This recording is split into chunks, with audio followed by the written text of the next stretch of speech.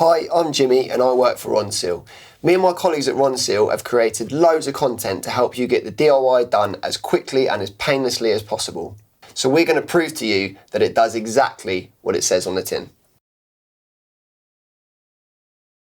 If you lift up a carpet in any old property, you might come across some really nice solid wooden floorboards.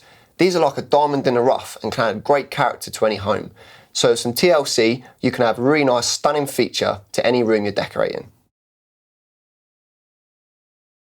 Whatever you choose, the prep is always the same. Obviously, you want all your furniture out of there and open your windows to minimise the odour. Wearing a face mask, sand your floor with 120 grit sandpaper. But it's so much easier with an electric sander. Let the dust settle and vacuum well. Ronseal's Diamond Hard Floor Wax gives you the same protection as the Diamond Hard Floor Varnish, but with a nice natural matted finish. Give your tin a good stir and paint in the direction of the grain. Wait 2 hours between coats, and before applying the final coat, lightly sand the floor by hand to help the wax stick. Perfect.